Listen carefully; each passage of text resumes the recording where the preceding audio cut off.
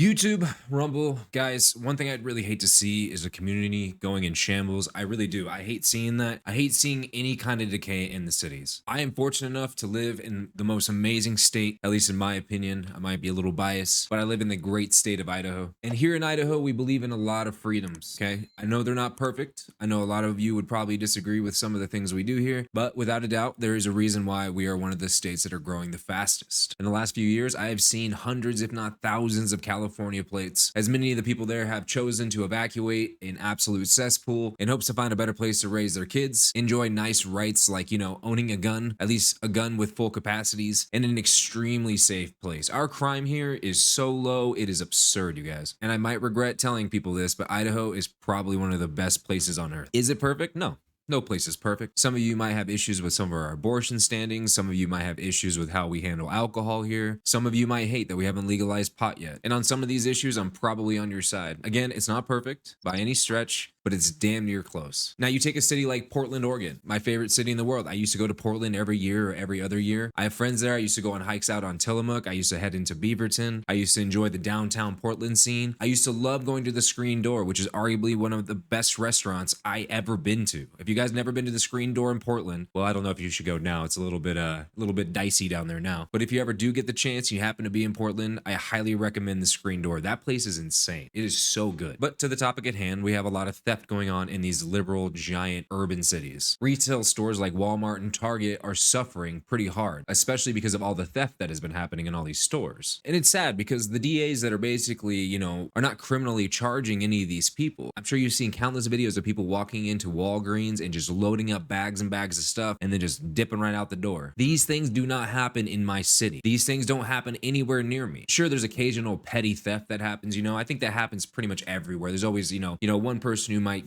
come in and steal an item, but we're talking about thousands of dollars in some of these places by just one or a handful of people in organized theft. And we're talking about like groups of people that are like colluding together to rob one specific place and then move on to another. So it was no shock to me that when Portland shut down a handful of its Walmart stores, and sure, you can argue some of the issues was cost of security being in an urban area. You can also argue that inflation has impacted a lot of these stores as well. There's no doubt about that. But you also can't deny the biggest factor being theft, especially organized theft. We're talking about groups of people all at once coming into some of these stores to steal as much as they can, which leads us into this headline from CNBC. Rising thefts at Walmart could lead to price jumps, store closures, CEO says. Now, as you guys can see, this was published December 6, 2022, long before the decision of shutting down a handful of stores in Chicago. But the reports in Chicago are basing everything on cost of running business, almost ignoring the theft. CNN's coverage is really bad at this. They cover cost of security, they cover the cost of owning such a large building in an urban area that isn't really designed for that area. And they're also saying that one of the biggest issues is trying to keep their prices as low as possible, basically operating at a complete loss. Walmart stores across the US are grappling with an uptick in shoplifting that could lead to higher prices and closed stores if the problem persists, Walmart CEO Doug McMillon said Tuesday, which of course this article is a little old, but it still holds up today. We've got safety measures, security measures that we've put in place by store location. I think local law enforcement being staffed and being a good partner is part of that equation. And that's normally how we approach it, McMillon said. Walmart isn't the only big box retail dealing with an uptick in theft. Last month, Target Chief Financial Officer Michael Fidelki,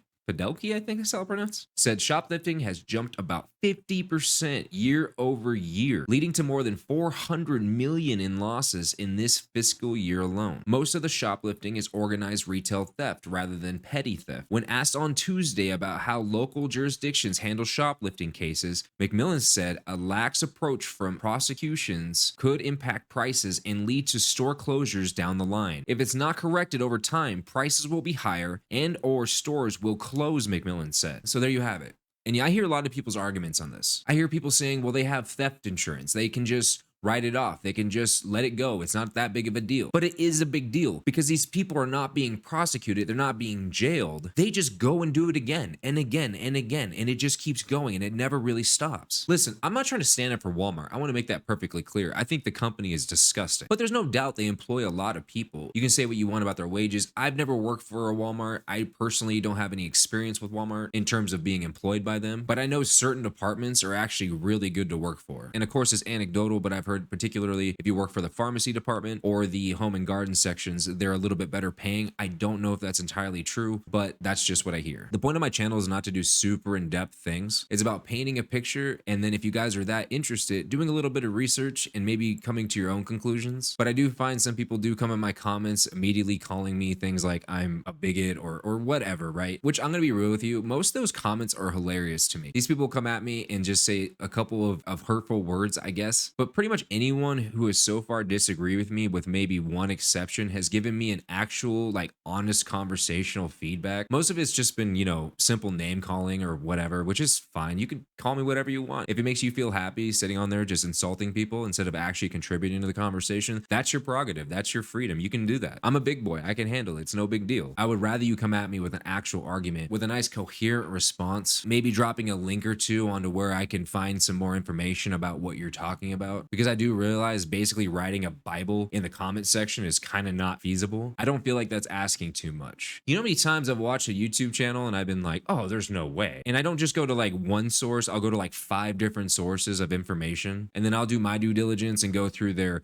you know, their studies they're using or whatever it may be. And I'll find more often than not, most of the studies they're using are complete jokes. Either the samples are super small or the studies they're using are being 100% paid for by the people that it benefits the most. There are just very few hills I'm willing to die on, but some people just take things at face value and just run with it. Now, as far as the Walmart situation is concerned, I don't really know what the answer is. Aside from the DAs in some of these liberal cities actually start prosecuting these people, putting them in jail, and giving them proper sentencing for their crimes. Because at this moment, they're basically just catching and releasing. Hell, they're not even trying to catch. It's a simple concept, you guys. Without proper consequence, people will continue to repeat that same thing. And also for people who are considering doing similar things, will see there's no consequence in doing that stuff, so then they'll start doing it. And it's just a domino effect. Next thing you know, you have a society of people who think they can just steal crap from everyone and just get away with it, because that is exactly what is happening. That is exactly what is happening. But hey, I'm not going to do a super deep dive right now on this. I might later if I start seeing this being more of a trend. You guys, that is just my opinion, and that's what this channel's for. I really appreciate you guys listening. I really appreciate you guys just coming to the channel, hitting that like button or hitting that dislike button, whichever makes you happy. Don't forget to subscribe to the channel, hit the notification bell so you get notified every time I post a new video,